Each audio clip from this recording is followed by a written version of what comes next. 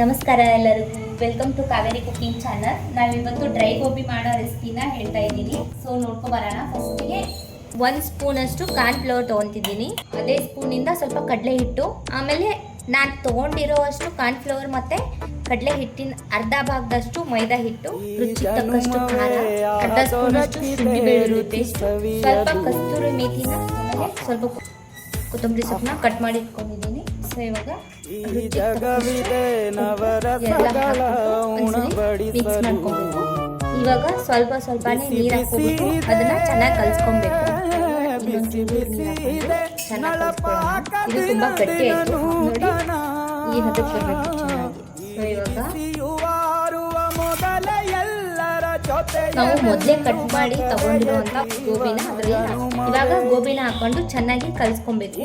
ನಾನು ಕಲಿಸ್ಕೊಂಡ್ಬಿಟ್ಟು ನಿಮ್ಗೆ ತೋರಿಸ್ತೀನಿ ನೋಡಿ. ಇವಾಗ ಚೆನ್ನಾಗಿ ಕಲಿಸ್ಕೊಳ್ಳೋದಾಗಿದೆ, ಇದು ರೆಡಿ ಆಗಿದೆ. ಇದನ್ನ ಎಣ್ಣೆ ಬಿಟ್ಬಿಟ್ಟು ಆಮೇಲೆ ಗೋಬಿನ ನಿಮ್ಗೆ ತೋರಿಸ್ತೀನಿ. ಎಣ್ಣೆನ ಕಾಯಕ್ಕೆ ಇಟ್ಟಿದ್ದೀನಿ. ಇವಾಗ ಎಣ್ಣೆ ಚೆನ್ನಾಗಿ ಕಾದಿದೆ. ಸೊ ಎಣ್ಣೆ ಕಾದ ನಂತರ ನಾವು ಅವಾಗಲೇ ರೆಡಿ ಮಾಡಿ ಇಟ್ಕೊಂಡಿರುವಂತಹ ಗೋಬಿನ ಇದ್ರೊಳಗೆ ಒಂದೊಂದಾಗಿ ಬಿಡ್ತಾ ಹೋಗ್ಬೇಕು. ಚೆನ್ನಾಗಿ ಕೆಂಪಗಾಗೋ ತನಕ ಹುರ್ಕೊಬೇಕು.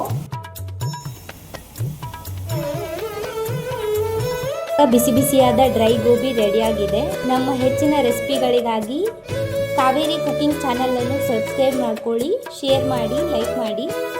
Thank you for watching.